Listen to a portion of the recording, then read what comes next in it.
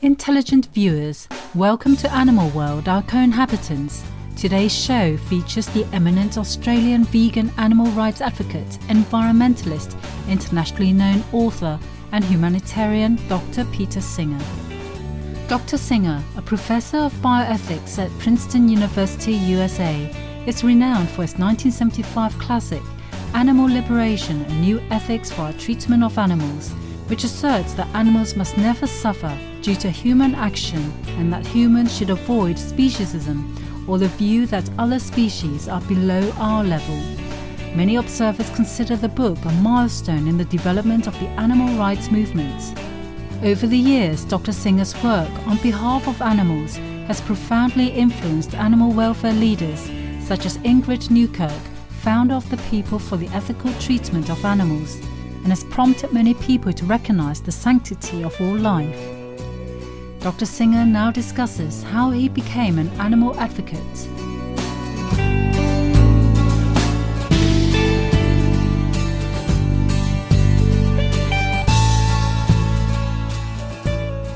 When I was a graduate student studying philosophy at Oxford, and I met another student who was a vegetarian, and I asked him why, because at that time in the early 1970s, you hardly met any vegetarians at all. He really gave me a very simple answer. He said he was a vegetarian because he didn't think we were right to do what we do to animals to turn them into meat. So I started to think about it, and I started to read a little bit about how animals are treated, and I soon came to the conclusion that I couldn't justify it either. And so the only thing really left for me was to say, okay, I'm not going to take part in this abuse of animals, this cruelty to animals.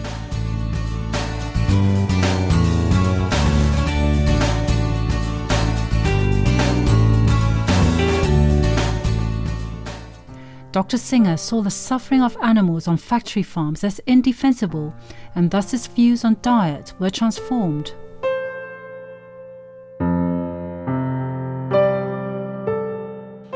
There are many different reasons why I think a vegetarian diet is better, including environmental reasons. But what really changed me into a vegetarian was the suffering that is inflicted on animals, particularly in factory farms. In order to produce the amount of meat that people eat nowadays, we do bring them into very large sheds where they're very closely confined, and they can't behave in a natural way at all in these conditions. Hens, for example, are kept so that they can't stretch their wings even in the cages that they are. Pigs may be kept so that they can't walk a single step or turn around. And this is affecting, not just millions, but hundreds of millions, even billions of animals each year. And it's an immense amount of suffering.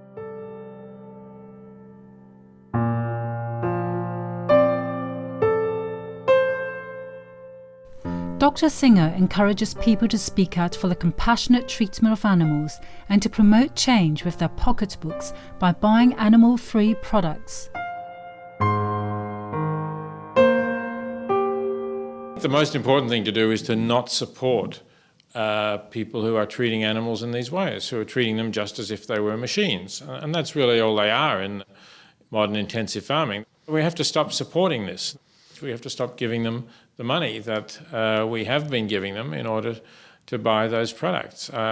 We can also, of course, protest to our political leaders that we don't support this. But as long as we keep buying their products, they'll have huge reserves of money in order to persuade the public or mislead the public. Among the many severely detrimental effects of using animal products is that they fuel climate change. The meat industry is actually a huge producer of greenhouse gases. The United Nations Food and Agriculture Organization says that greenhouse gases from livestock are larger than all the greenhouse gases from transport around the world. In fact, the single most significant contribution anyone can make personally and immediately to reducing their greenhouse gases is to stop eating meat and dairy products as well. If you can cut that out, that is a major factor in reducing your greenhouse gases.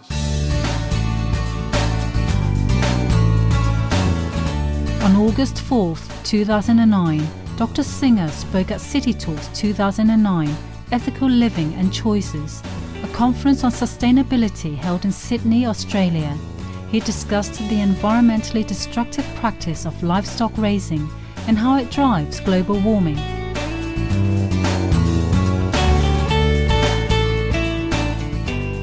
Over the next 20 years, our cattle and sheep will produce a greater contribution to climate change than all of Australia's coal-fired power stations. And that's, in a way, both scary and hopeful, because while it's very difficult to wean ourselves off coal at the moment, as I was saying, we need to do it, we need to get cracking with doing it, undoubtedly, it's actually a lot easier, it would be a lot quicker to wean ourselves off ruminant animals. We just have to stop eating them. It's as simple as that. Livestock production accounts for 37% of human-caused emissions of methane, a dangerous greenhouse gas that in the short term has a much greater global warming potential than carbon dioxide.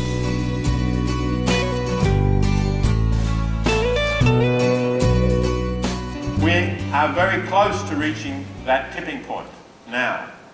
So 100 years is too long a timescale. We don't really have the luxury.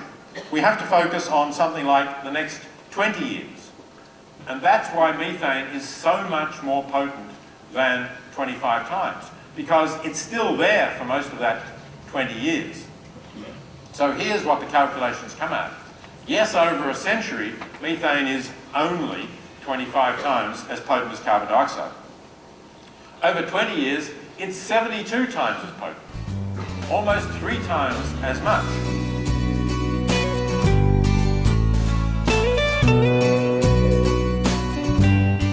When we return, we'll present more of our interview with Dr. Peter Singer. Please stay tuned to Supreme Master Television.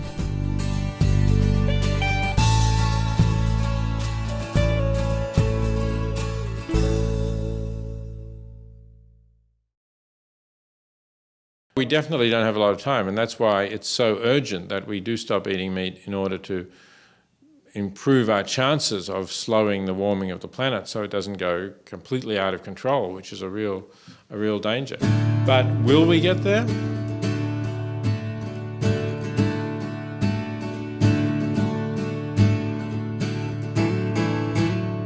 Welcome back to Animal World, our co-inhabitants. Today's show features renowned Australian vegan animal advocate, environmentalist and humanitarian Dr. Peter Singer. He is the author of the watershed book, Animal Liberation, A New Ethics for Our Treatment of Animals, a foundational text in the growth of the animal rights movement. Dr. Singer now speaks about his landmark book and its influence on readers.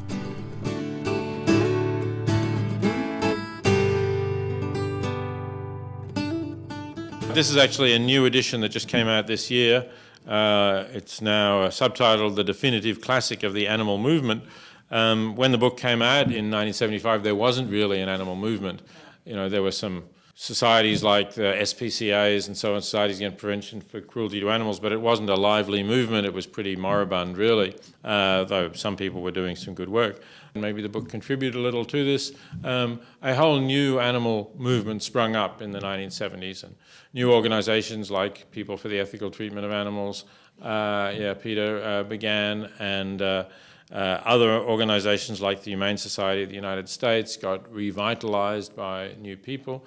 And the same happened around the world. In Europe, we had a whole group of new animal organizations, and in Australia and Canada and many other countries. So there is now an animal movement, and I'm, of course, delighted that this book in its original form contributed to the start of that movement.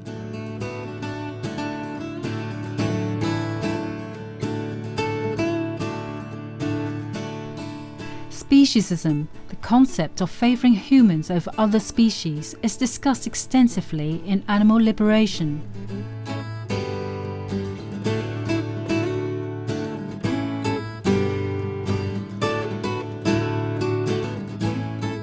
I think that we should not have an attitude of favouring a being simply because that being is a member of our species. So speciesism is an attitude of bias or prejudice based on the species of a being. And so I think similarly we should not have this prejudice against animals, and we should take their interests just as seriously as we take the interests of human beings. But that doesn't mean that there are no differences. And some of the things that we might claim as rights, like a right to vote, wouldn't make sense for non-human animals. But then it wouldn't make sense for a 2-year-old child either. And yet we still think that human children have some basic rights. So if we think that there are basic rights that all human beings have, irrespective of their age or their intellectual abilities, then I think that we should grant those rights to non-human animals as well.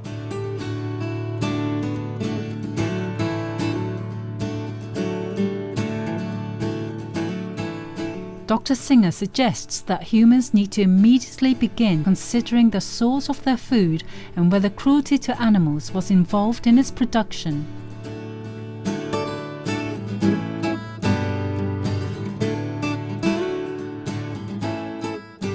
They do eat meat and they don't think about the suffering that that causes to the animals who they're eating.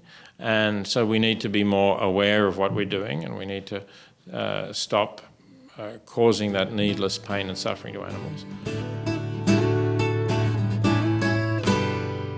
In his articles and books, Dr. Singer emphasizes the importance of treating others, including our animal friends, with kindness and respect by practicing love and generosity and by adopting animal-friendly lifestyles.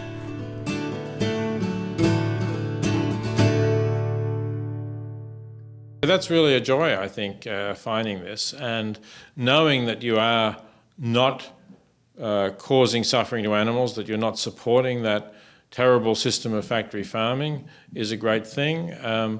And knowing that you're eating a diet that's very light on the planet, that is green and that minimises your contributions to greenhouse gases, that's a great thing too. So I think there's a lot of wonderful food out there, and we can get real satisfaction from eating plant foods directly rather than funneling them into animals and then eating the animals.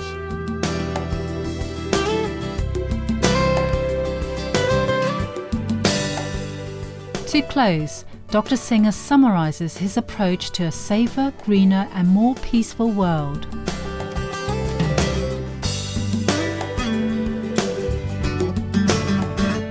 What I think the solution really should be simply doing without animal products.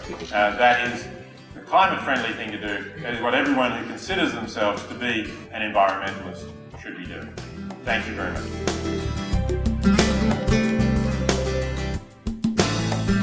For more about Dr. Singer, please visit www.princeton.edu/P Singer.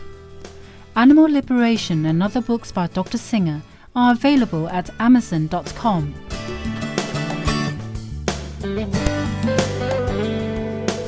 We sincerely thank Dr. Peter Singer for discussing his landmark book, Animal Liberation, and his views on animal welfare and global warming.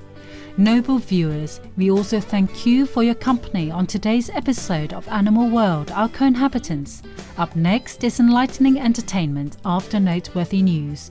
May all beings live in abundance and grace.